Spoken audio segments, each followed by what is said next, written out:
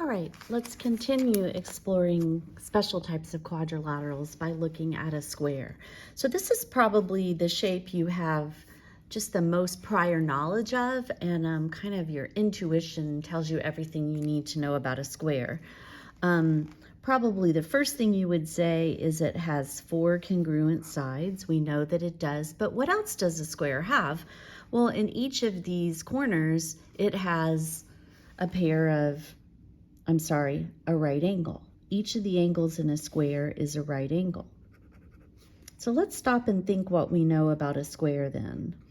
So first of all, it has opposite sides that are congruent to each other. It has opposite angles that are congruent to each other.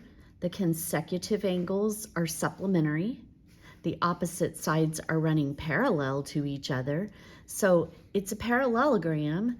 Because it has four right angles, it's a rectangle, and because it has four equal sides, it's a rhombus. A square has absolutely all of the properties of everything we've talked about so far. So if we were to go ahead and draw the diagonals in the square, I already know what's going to happen since it has the properties of, it's a rectangle, right? It has four right angles. So I know that this diagonal has to be the same length as this one, because in a rectangle, the diagonals are congruent to each other. I know that these diagonals just intersected to make a right angle because it had four equal sides and it was a rhombus, and that's true in a rhombus. I know that the diagonals bisected each other because the diagonals bisect one another in a parallelogram.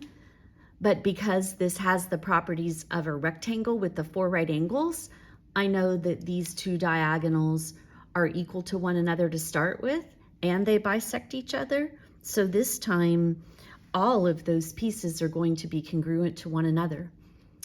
So what you really need to know about a square is pretty much this is our definition. It's a parallelogram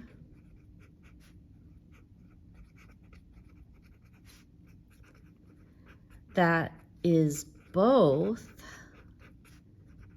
a rectangle and a rhombus. Okay, it's a rectangle because it has four right angles, and it's a rhombus because it has four congruent sides. Okay, so everything that's true of a rectangle is true of a square. Everything that's true of a rhombus is also true of a square,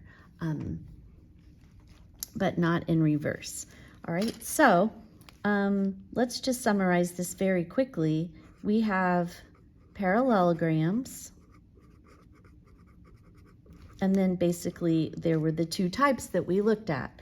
We looked at a rectangle that had four right angles, and we looked at a rhombus. Both of those were parallelograms. And then we just noticed in the, 2 minutes it took to look at the square, that a square is a parallelogram. It has all of the properties of a rhombus since it had four congruent sides, and all of the properties of a rectangle since it had four right angles. So it would be safe to say that the best name you can give a square is a square. However, you could also call a square a rhombus. You could also call a square a rectangle, and you could also call a square a parallelogram, and those would be true. If I back up to each of these names, I can't call a rhombus a square, I can't call a rhombus a rectangle, but I could call a rhombus a parallelogram, and so on, okay? A rectangle is also a parallelogram.